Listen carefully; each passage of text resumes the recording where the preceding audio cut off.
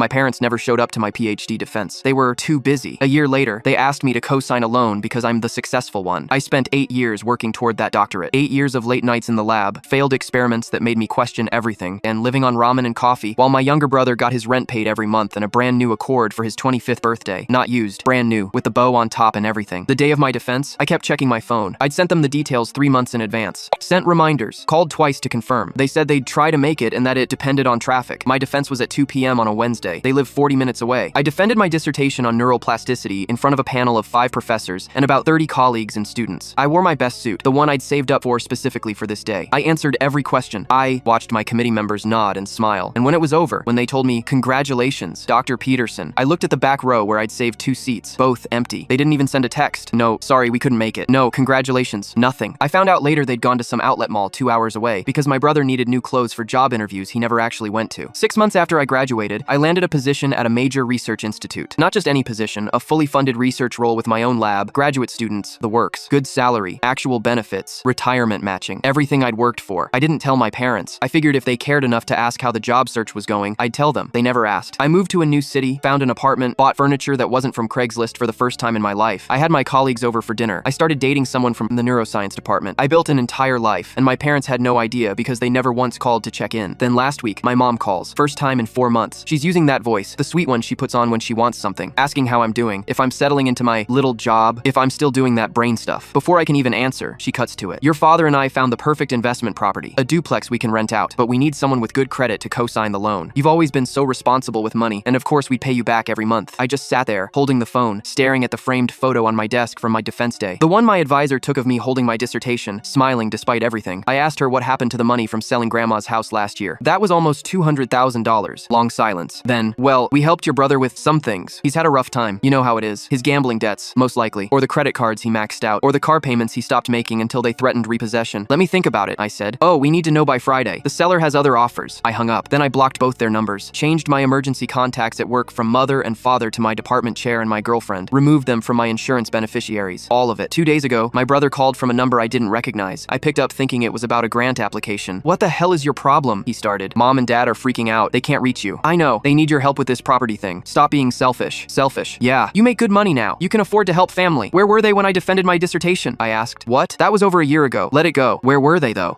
"I don't know, shopping or something. Who cares? This is about now, about family helping family." My hands were shaking, but my voice came out perfectly steady. "They didn't show up to the single most important day of my academic life because they were buying you clothes you never wore to interviews you never went to. And now, after a year of silence, they only remember I exist because they need my credit score to enable more bad decisions." I paused. "Tell them I said no." Then I hung up.